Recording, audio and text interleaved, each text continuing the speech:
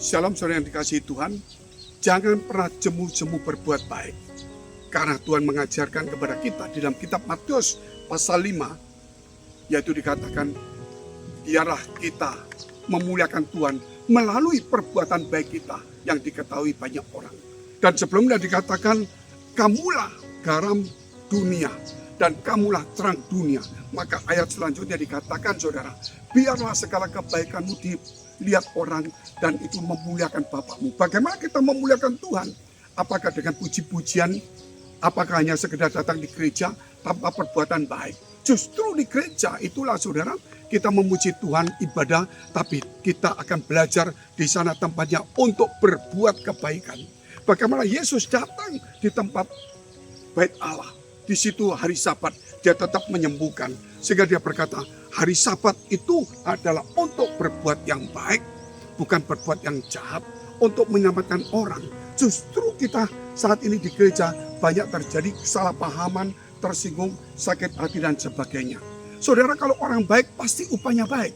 Kalau orang jahat pasti upahnya jahat. Orang baik dijahatin, dia tetap akan membalas kebaikan. Itu karena kita akan tetap berbuat baik. Kenapa? Karena Tuhan yang akan membalas orang yang baik dengan kebaikan, Tuhan membalas orang jahat dengan kejahatan. Jangan pernah takut saudara, Tuhan membela orang yang baik. Sebab itu jangan jemu-jemu berbuat baik. Firman Tuhan berkata, janganlah kamu kalah terhadap kejahatan, tetapi kalahkan kejahatan dengan kebaikan. Roma 12 ayat 21. Sebab itu saudara, kita tahu buah roh. Galatia 5 ayat 22. Buah roh ialah saudara, apa? Kasih, damai sejahtera, sukacita, tapi ada kebaikan. Kalau kita lihat dalam kitab Petrus juga, saudara, dikatakan, hendaklah kita berusaha sungguh-sungguh menambah imanmu dengan kebaikan.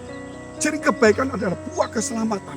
Kebaikan itu memuliakan Allah. Kebaikan itu adalah buah dari Roh Kudus. Saudara, bahkan Roh Kudus itu mengajar kita untuk berbuat baik.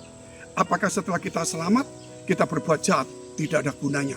Justru Tuhan datang itu menebus kita dari segala kejahatan. Supaya kejahatan itu hilang dari hidup kita, maka kita berbuat baik. Tapi banyak orang berkata, oh kita sudah selamat, tidak perlu berbuat baik. Itu satu kesalahan fatal. Yang akan kita saudara terlalu berisiko di dalam mengikut Tuhan.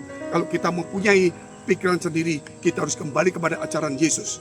Jangan jemu-jemu berbuat baik. Mari kita berbuat baik. Itu memuliakan Bapa di surga. Dan itu buah dari Roh Kudus. Dan itu adalah menambah iman kita. Dan itulah Tuhan datang untuk mengalahkan segala kejahatan. Supaya kita berbuat baik. Sampai jumpa. Tuhan Yesus memberkati.